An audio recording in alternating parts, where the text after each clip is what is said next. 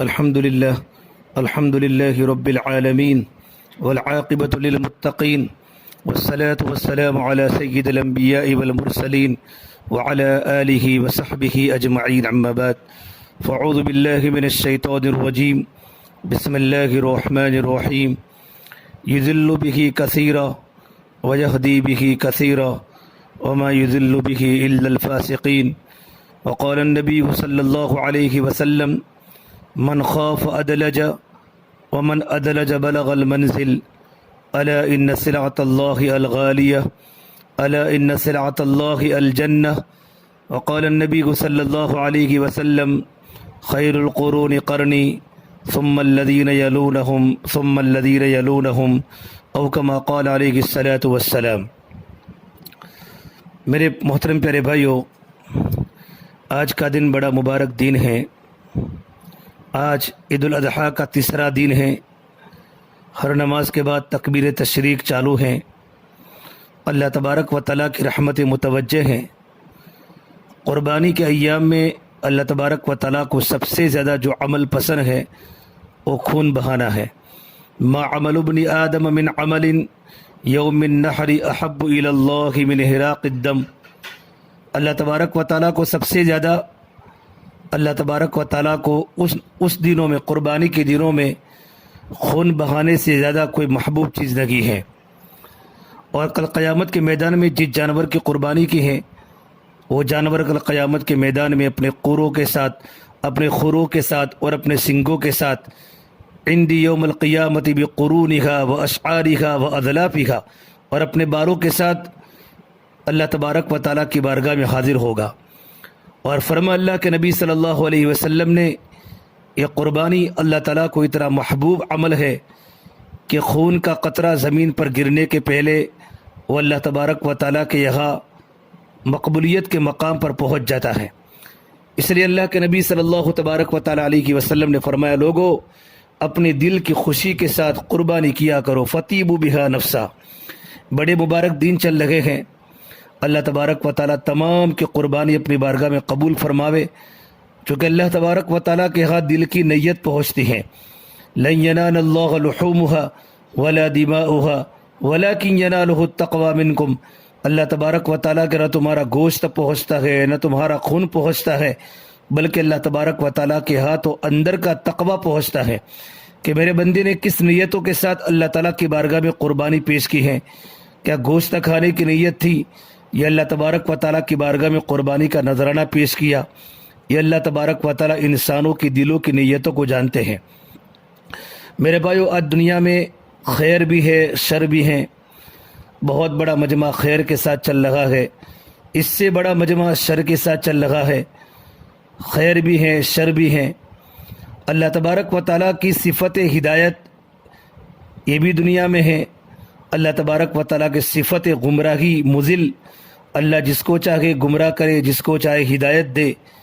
یہ ہدایت اور گمراہی والی تجلیات یہ اللہ تبارک و تعالیٰ کی طرف سے زمینوں پر ہوتی رہتی ہیں۔ آج میرے بیان کا جو موضوع ہے آپ برابر سنیے کہ قرب قیامت میں سارے کے سارے حالات ہونے والے ہیں، تو آدمی کو اپنی زندگی کی حفاظت کیسے کرنی ہے۔ بھائیو، جب کوئی آدمی کسی تقریب کا انتظام کرتا ہے تو اس تقریب کا کوئی نہ کوئی مہمان خصوصی ہوتا ہے جس کی وجہ سے وہ تقریب منعقد کی جاتی ہے۔ اگر شادی کی تقریب ہو تو دلہا، اور اگر دستار بندی کی تقریب ہو تو حافظ یا عالم مہمان خصوصی ہوتا ہے۔ تو اللہ تعالیٰ نے جب دنیا کے نقشے کو سجایا تو اس کے مہمان خصوصی جناب محمد عربی صلی اللہ تبارک و تعالیٰ علیہ وسلم کو بنایا۔ دستور یہ ہے دنیا کا، تقریب میں لوگ پہلے آ جاتے ہیں اور مہمان خصوصی بعد میں آتا ہے۔ چنانچہ اللہ کے محبوب صلی اللہ علیہ وسلم بھی دنیا میں تمام نبیوں کے آخر میں تشریف لائے، چونکہ اللہ تعالیٰ نے اس کائنات کو جو سجایا ہے وہ آپ صلی اللہ تبارک و تعالیٰ علیہ وسلم کی برکت سے سجایا ہے۔ جب مہمان خصوصی آتا ہے تو اس وقت تقریب اپنے عروج پر ہوتی ہے۔ اللہ کے نبی صلی اللہ تبارک و تعالیٰ علیہ وسلم کا جو دور تھا وہ خیر کے، بھلائی کے نقطۂ نظر عروج کا دور تھا۔ چنانچہ آپ نے کہا، خیر القرون قرنی ثم الذین یلونہم ثم الذین یلونہم، تمام زمانوں میں بہترین زمانہ میرا زمانہ ہے، پھر جو اس کے ساتھ جڑا ہوا ہے یلونہم، پھر اس کے ساتھ جڑا ہوا ہے، یعنی بہترین زمانہ صحابہ کا زمانہ ہے، اس کے بعد کا زمانہ تابعین کا زمانہ ہے، اور تابعین کے بعد کا زمانہ تابعین کا زمانہ ہے، پھر فتنوں کا دور شروع ہو جائے گا۔ گویا اللہ کے نبی صلی اللہ تبارک و تعالی علیہ وسلم جب دنیا میں تشریف لائے، اس وقت اللہ تبارک و تعالیٰ کی طرف سے خیر اور ہدایت والی تجلیات عروج پر تھی، بلندیوں پر تھی، حتیٰ کہ اس زمانے کے کافروں کے اندر بھی کچھ خوبیاں پائی جاتی تھی۔ یہ بات دلائل سے ثابت کی جا سکتی ہے۔ میں آپ کو 2-3 مثالیں دوں۔ پہلی مثال، جب ہرقل نے ابو سفیان کو قریش مکہ کے نمائندے کے طور پر اپنے دربار میں بلایا اور کہا کہ ہمیں مسلمانوں کے بارے میں بتاؤ، تو ابو سفیان نے مسلمانوں کے بارے میں معلومات دی۔ کتابوں میں لکھا ہے ہرقل نے جو باتیں پوچھی، ابو سفیان اس وقت کفر کی حالت میں تھے اور مسلمانوں کے دشمن تھے، ان کے دل میں اللہ کے نبی کی دشمن تھی، اسلام کی دشمنی تھی۔ انہوں نے ساری کی ساری ہرقل بادشاہ کے سامنے سچ سچ بتا دی۔ بعد میں ان سے لوگوں نے کہا کہ تم نے بات اور طرح سے کیوں نہ کر دی، کیونکہ مخالف کے بارے میں تو ہمیشہ الٹی رپورٹ دی جاتی ہیں۔ وہ کہنے لگے میرے ذہن میں بھی یہ خیال آیا تھا کہ میں الٹا رپورٹ دوں، مگر پھر میں نے کہا کہ لوگ کیا کہیں گے کہ قریش مکہ کا سردار جھوٹ بولتا تھا۔ ابو سفیان اس وقت قریش کے سردار تھے، گویا اس زمانے کے کافر بھی جھوٹ بولنے سے گھبراتے تھے۔ اس وقت خیر اتنی عام تھی، بھلائی اتنی عام تھی۔ اللہ کے نبی صلی اللہ تبارک و تعالی علیہ وسلم نے فرمایا مومن سب کچھ ہو سکتا ہے مگر جھوٹا نہیں ہو سکتا، اور آج جھوٹ وہ مصیبت ہے کہ اس کے سوا اور کچھ نظر ہی نہیں آتا، الا ماشاء اللہ آپ کو سچ والا کوئی قسمت ہی سے ملے گا۔ یہ موبائل کے آنے کے بعد تو اتنا جھوٹ دنیا میں پھیلا ہے کہ آدمی تصور نہیں کر سکتا۔ کوئی کم جھوٹ بولتا ہے، کوئی زیادہ بولتا ہے۔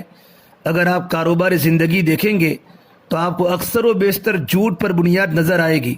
لگتا ہے سچ کا زمانہ گیا اور جھوٹ کا زمانہ آ گیا ہے۔ کیوں؟ اسے کہ اللہ کے نبی صلی اللہ تبارک و تعالی علیہ وسلم کے زمانے میں خیر عروج پر تھی، اس خیر سے مسلمانوں کو تو حصہ ملا ہی تھا، اللہ کے نبی کی برکت سے کافروں کو بھی ملا تھا۔ دوسری مثال، صلح حدیبیہ کے وقت جب سہیل کافروں کی طرف سے آئے اور انہوں نے آ کر مطالبہ کیا کہ نبی کریم صلی اللہ علیہ وسلم کے نام کی جگہ پر جو محمد الرسول اللہ لکھا ہے اس کی بجائے محمد بن عبداللہ لکھا جائے، تو صدیق اکبر رضی اللہ تعالیٰ عنہ کو بڑا غصہ آیا اور انہوں نے غصے میں اسے کوئی سخت بات کہہ دی سہیل کو۔ جب سخت بات کر دی تو سہیل کہنے لگا دیکھو مجھے تمہارا ایک احسان یاد ہے، اگر تم نے مجھ پر وہ احسان نہ کیا ہوتا تو میں ابھی تمہیں جواب دیتا۔ معلوم ہوا کہ اس وقت کا کافر بھی احسان کا بدلہ چکا رہا تھا، اور آج حالت یہ ہے اگر کوئی کسی پر ساری زندگی احسان کرے تو ایک ہی لمحہ میں خون یوں سفید ہو جاتا ہے جیسے ان کے سوا ان کا کوئی بڑا دشمن ہے ہی نہیں۔ گویا یہ کہنا بیجا نہ ہوگا انسان صرف خدا فراموشی نہیں بنا بلکہ احسان فراموش بھی بن گیا ہے، بلکہ اس سے بہتر یہ ہوگا یہ کہا جائے کہ آج کا انسان خدا فراموش بھی بنا، خود فراموش بھی بنا اور احسان فراموش بھی بنا۔ اللہ کے احسانات بھی بھول چکا، اپنی ذات کے احسانات بھی بھول چکا، اپنی ذات کو بھی بھولا چکا اور لوگوں کے احسانات کو بھی فراموش کر چکا۔ بھائیو بتانے کا مقصد یہ تھا اس زمانے کے کافر بھی کچھ نہ کچھ شرفا کی باتیں کیا کرتے تھے۔ موجودہ دور میں تو بھائی دوسرے بھائی کے ساتھ ایسا حشر کرتا ہے جسے کسی دشمن سے کیا جاتا ہے۔ ایسا کیوں ہے؟ اس کی تو ایک وجہ ہے، یہ نقطہ بھی آپ کو سمجھا دوں، ذرا توجہ سمجھنے کی کوشش کیجئے میرے بھائیو۔ اللہ تبارک و تعالیٰ کے 2 نام ہے۔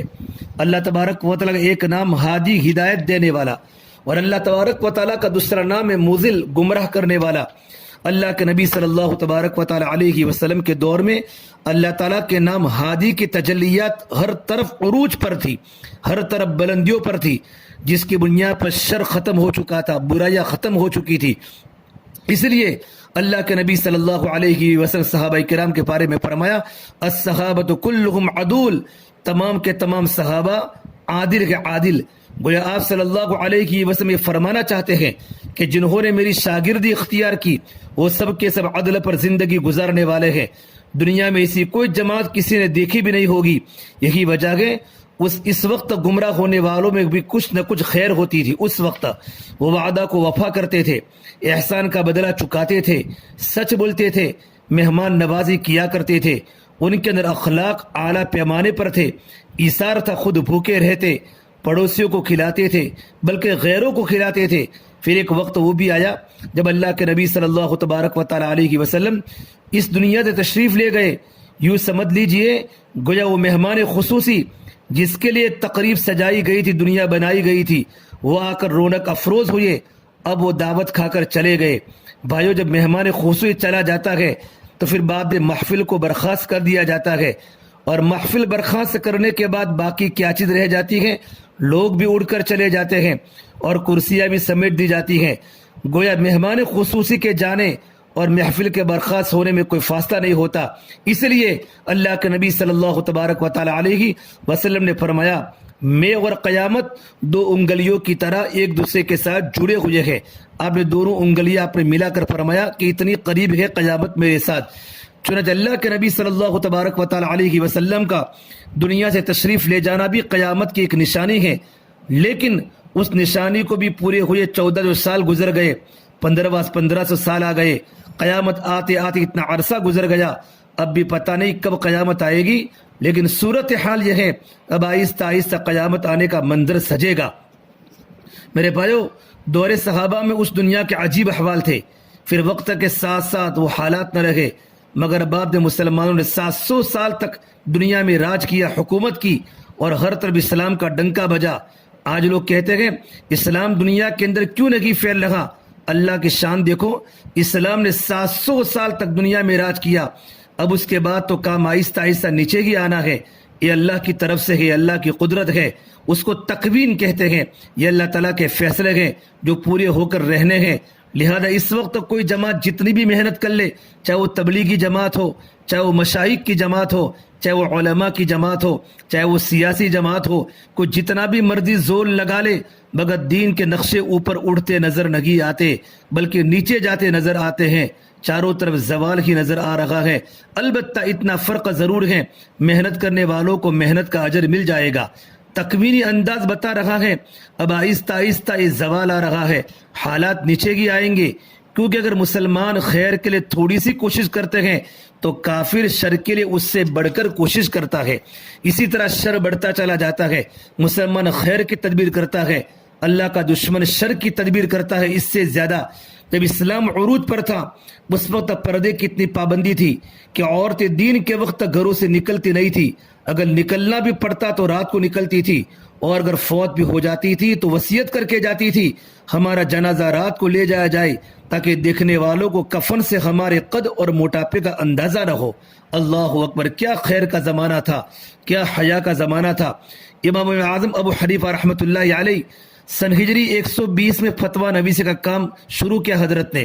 وہ ایسا زمانہ تھا جب پردے کی بہت زیادہ پابندی ہوتی تھی۔ اس دور میں ایک نوجوان امام حنیفہ رحمۃ اللہ علیہ کی خدمت میں حاضر ہوا اور کہنے لگا، حضرت مجھے بتائے کہ مرد اور عورت کے جسم میں کیا فرق ہوتا ہے؟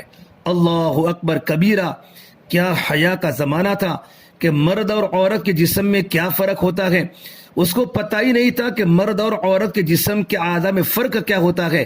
آپ خود اندازہ کریں اس وقت تک کتنا پردہ ہوتا ہوگا، جہاں ایک لڑکا پیدا ہو کر جوان ہو جاتا ہے اور اس کو کسی لڑکی کے جسم دیکھنے کا موقع ہی نہیں ملتا، اور آج اللہ اکبر کبیرہ لا حول، ایسا شر و بے پردگی کا زمانہ آ چکا ہے۔ بچے بچپن میں ہی وہ باتیں سیکھ جاتے ہیں جبکہ پہلے وقت میں جوانی کے اندر بھی وہ نہیں سیکھا کرتے تھے۔ اگر یورپ وغیرہ کے ماحول کو دیکھے، اللہ اکبر، آدمی شرم کے مارے جھک جاوے۔ ایک وقت تھا عورت گھر سے باہر نکلی، پھر اس کا چہرہ پردے میں سے نکلا، پھر اس کا سر ننگا ہوا، پھر اسکرٹ پہننے کی وجہ سے اس کی پنڈلیاں ننگی ہوئی، پھر ایک کپڑا سمیٹتے سمیٹتے اب تو یورپ کے ماحول میں چند اینچ کا لباس رہ گیا ہے۔ حتیٰ کہ میرے بھائیوں، جن اعضاء کو اعضاء غلیظہ کہتے ہیں، مستور جو اعضاء ہیں، آج وہ بھی ننگے ہو رہے، ان کی چھاتیوں کے ابھار صاف نظر آ رہے ہوتے ہیں، ان کے سینے پر 1 یا 2 انچ سے زیادہ کپڑا نہیں ہوتا بلکہ ننگا رہنا پسند کرتی ہیں۔ اب بتائیں میرے بھائیوں، وہاں فحاشی، عریانی اور بے حیائی کا کیا حال ہوگا یورپ میں؟ وہاں سے حیا اس قدر رخصت ہو گئی ہے۔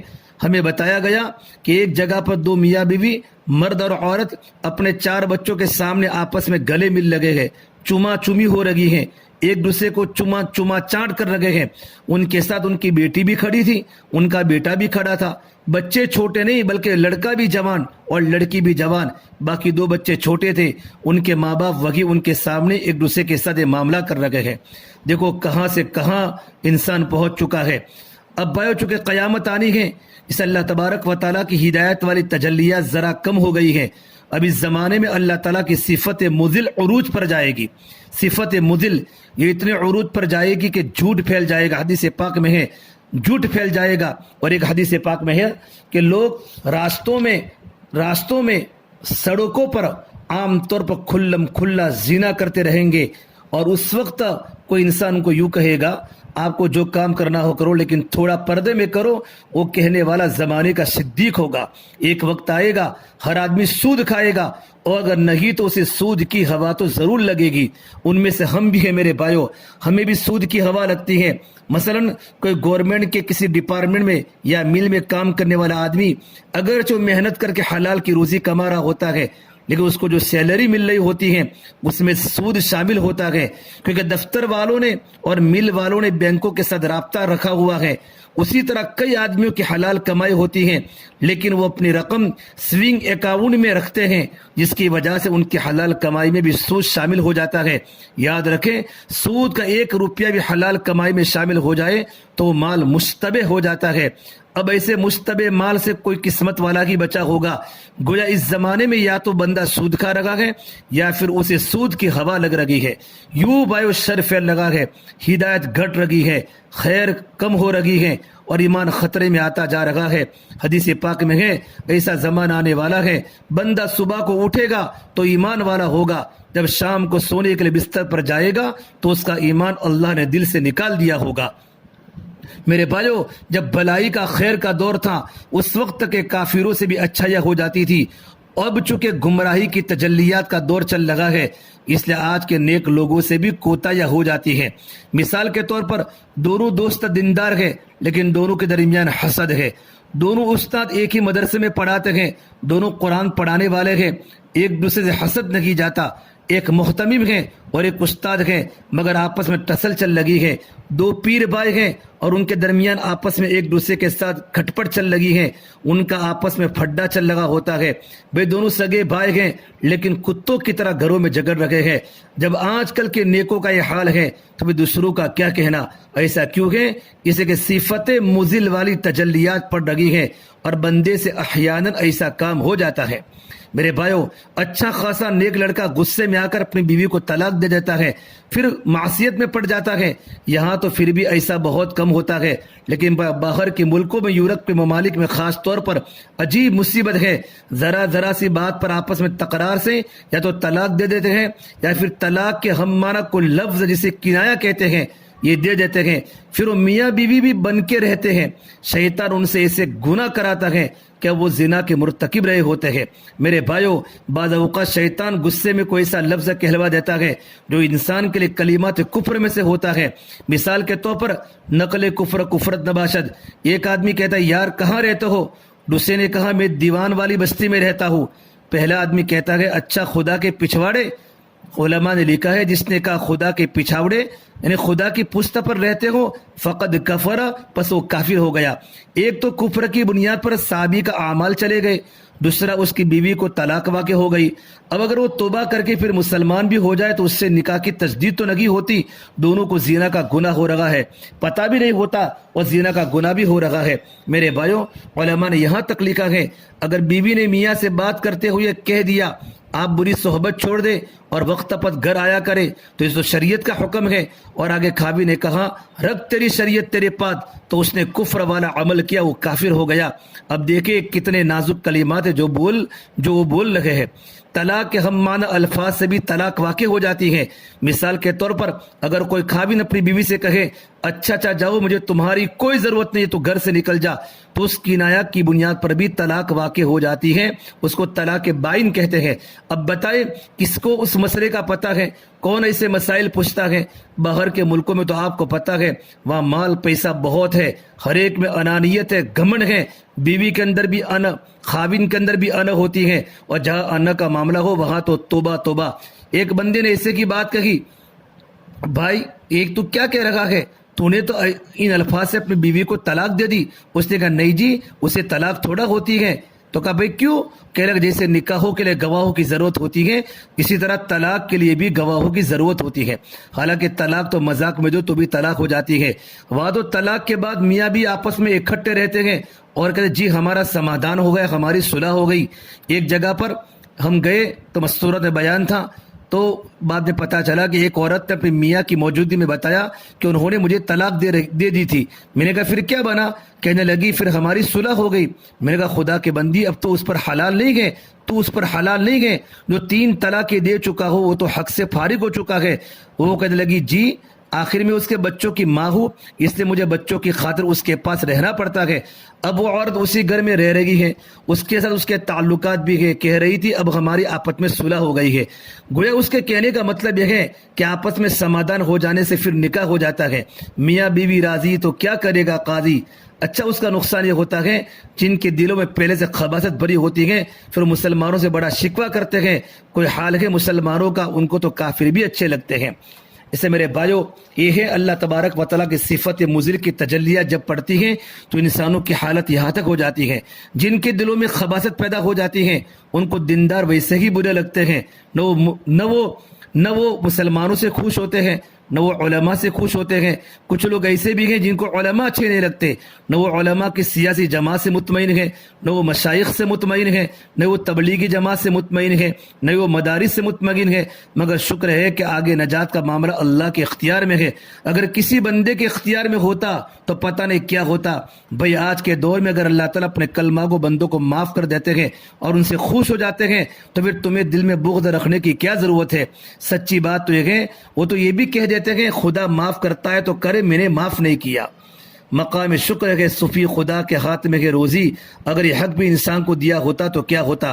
حدیث پاک میں ہے قرب قیامت میں ایسا وقت بھی آئے گا جب دین پر عمل کرنا مشکل ہو جائے گا، مگر جو بندہ ہمت اور کوشش کر کے 10ویں حصے پر بھی عمل کر لے گا، اللہ تعالیٰ قیامت کے دن پورا عمل کرنے والوں کے ساتھ اس کا حشر فرمائے گا۔ بھائیو آج ہم ایسے کی دور میں زندگی گزار رہے ہیں، ہر طرف خون ہی خون ہے، ہر طرف فتنے کی فتنے ہیں۔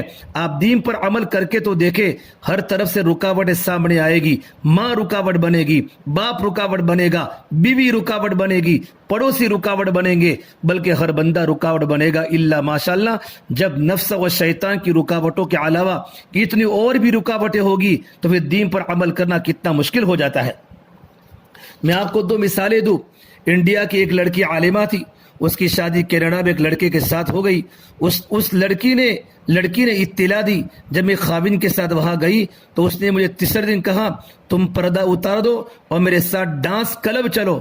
ماں باپ نے شادی تو کر دی مگر وہ مجبور ہے، کرے تو کیا کرے۔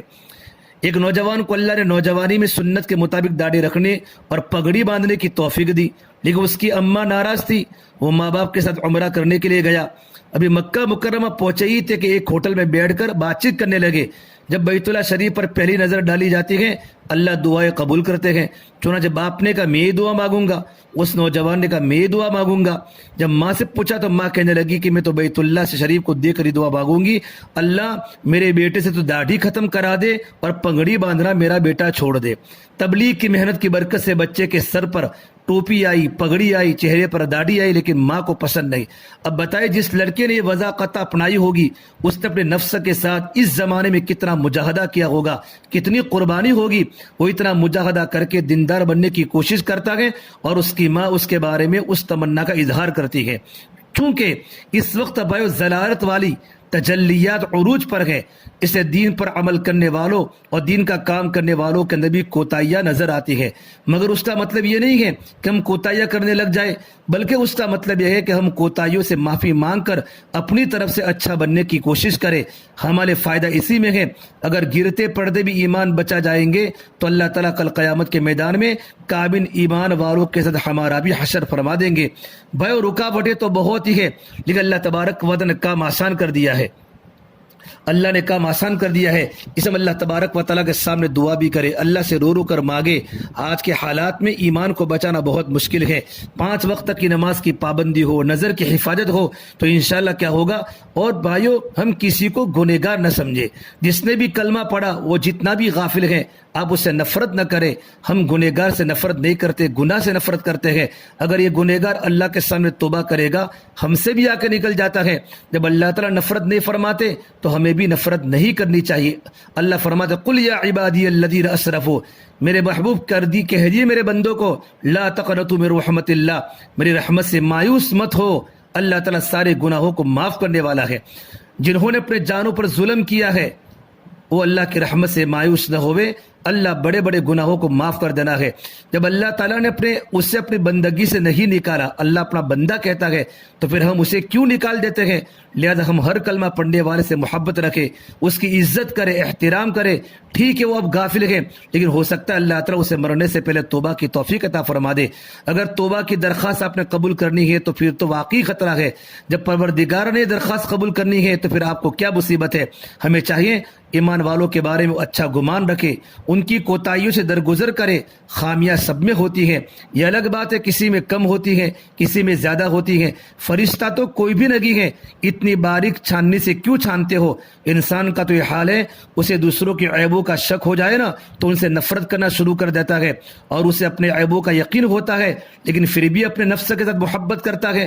لہذا اس دور میں ہم نہ تو مسلمانوں سے بدگمان ہو اور نہ ہی اسلام اور علماء سے بدگمان ہو، بلکہ اچھا گمان رکھے۔ اللہ تبارک و تعالیٰ اسی حسن ظن کے صدقے میں بالآخر ایمان پر خاتمہ فرما دیں گے۔ میرے بھائیو، بعض لوگ تو اللہ سے بھی بدگمان ہو جاتے ہیں۔ جی ہاں، شکوے کرنے والے خدا سے بھی راضی نہیں ہوتے، انہوں نے بندوں سے کیا راضی ہونا ہے۔ حاجی امداد المہاجر مکی رحمۃ اللہ علیہ کا ایک مرید تھا، اس کے بارے میں ایک بات بتا دوں، اصول ہے ہر بندے میں خیر بھی ہوتی ہے شر بھی ہوتی ہے۔ اگر کسی کی خیر غالب ہو اور شر دبا ہوا ہو تو اچھا بندہ ہے، کسی میں خیر کم ہے اور اس پر شر غالب ہے تو اللہ کے بندوں کے لیے مصیبت بنا ہوا ہے تو برا بندہ ہے۔ جب یہ بات سمجھ میں آ جائے گی تو سب کے بارے میں اچھا گمان آ جائے گا۔ حاجی امداد اللہ مہاجر مکی رحمۃ اللہ علیہ کا ایک مرید تھا، وہ کسی عورت کے ساتھ گناہ میں ملوث ہو گیا۔ جب اس کے بارے میں اس کے مخالف کو پتہ چلا تو کہنے لگا ٹھیک ہے اب بات بنی ہے، میں جا کر حاجی صاحب سے بات کرتا ہوں کہ جو تمہارا چہیتا اس کے تو کرتوت یہ ہے کرتوت۔ چنانچہ وہ حاجی صاحب کے پاس گیا اور کہا حضرت وہ جو آپ کے ساتھ بڑی محبت کے دعوے کرتا ہے اس نے تو ایک کبیرہ گناہ کیا ہے۔ حاجی صاحب نے فرمایا اچھا، لگتا ہے اس وقت اس پر اللہ تعالیٰ کی گمراہی کرنے والی تجلی کا اثر ہو گیا ہوگا۔ جب انہوں نے جواب دیا تو اس آدمی کو وہی ہکا بکا رہ گیا، دوسری بات کرنے کی کوئی جرت نہیں ہوئی۔ بھائیو بات ہے ہم اپنے دل سے اللہ تعالیٰ سے، اللہ کے محبوب صلی اللہ علیہ وسلم سے اور اللہ کے دین اسلام سے راضی رہے، اس کو کہتے ہیں رضیت باللہ ربا وبالاسلام دینا وبی محمد النبیہ، میں راضی ہوں اس بات پر کہ اللہ میرا رب ہے، اسلام میرا دین ہے اور محمد صلی اللہ علیہ وسلم میرے نبی ہیں۔ جب اللہ تعالیٰ سے راضی ہوں گے اللہ ہم سے راضی ہوں گے، یہ ہمارے لیے خوشی کی بات ہے۔ لہذا ہر بندہ خیر کے راستے پر آگے بڑھنے کی کوشش کرتا رہے۔ اگر اس نے موت سے پہلے نیکی والی زندگی کو اختیار کیا اللہ تعالیٰ قبول فرما لیں گے۔ دنیا والے دروازے بند کرتے ہیں مگر میرا اللہ دروازے بند نہیں کرتا، کوئی کتنا ہی گنہگار کیوں نہ ہو، اللہ تعالیٰ کسی کے لیے اپنے دروازے بند نہیں کرتے، بلکہ اللہ فرماتے یا ابن آدم لو بلغت ذنوبک عنان السماء، میرے بندے گناہ کرتے کرتے تیرے گناہ آسمان کی کنارے تک ہو جاوے، ثم استغفرتنی، پھر تم مجھ سے مغفرت طلب کرے، غفرت لک ولا ابالی، میں تیرے سارے گناہوں کو معاف کر دوں گا اور اس کی مجھے کوئی پرواہ نہیں۔ میرا اور آپ کا اس اللہ سے واسطہ ہے جس کی صفت رحمان ہے رحیم ہے۔ ہم اللہ تعالیٰ سے میرے اچھا گمان کرے، اللہ مجھے اور آپ کو ہدایت پر استقامت عطا فرمائے اور ایمان کی سلامتی کے ساتھ دنیا سے رخصت ہونے کی توفیق عطا فرمائے۔ بھائی پورا مجمع بیٹھا ہوا ہے، آج سے توبہ کر کے جائے، جمعہ کا دن ہے، اللہ ہم تمام کی باتوں پر اللہ پاک عمل کرنے کی توفیق عطا فرمائے۔ وآخر دعوانا الحمدللہ رب العالمین۔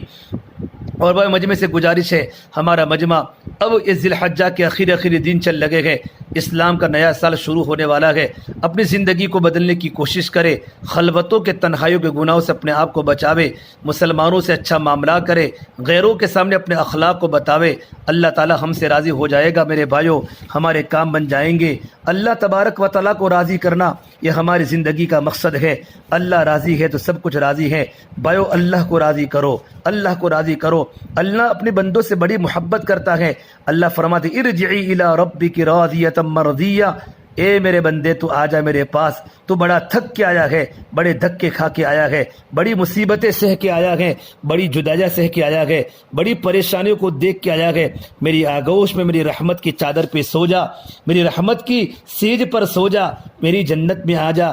فادخلی فی عبادی وادخلی جنتی، آ جا آ جا، تیرے ہی لیے جنت سجائی، آج تک اسے سجایا، اسے بہکایا، اسے بنایا، اسے سنوارا کہ تو آئے گا اور اس میں تو قدم رکھے گا، مجھ سے ہم کلام ہوگا، پردے اڑ جائیں گے، فرشتے داخل ہوں گے اور آ کر کہیں گے سلام علیکم بما صبرتم فنعم عقبی الدار۔ میرے بھائیو اس ساری کی ساری نعمتیں اللہ تعالیٰ موت کے بعد دے گا۔ اللہ تعالیٰ ہمیں سلامتی کے ساتھ، اللہ پاک ایمان ہمارا سلامت رکھے اور ایمان کی سلامتی کے ساتھ اللہ پاک مجھے اور آپ کو خاتمہ بالخیر فرماوے۔ اللہ تعالیٰ ہم تمام کی زندگی کو گناہوں سے بچاوے۔ وآخر دعوانا الحمدللہ رب العالمین۔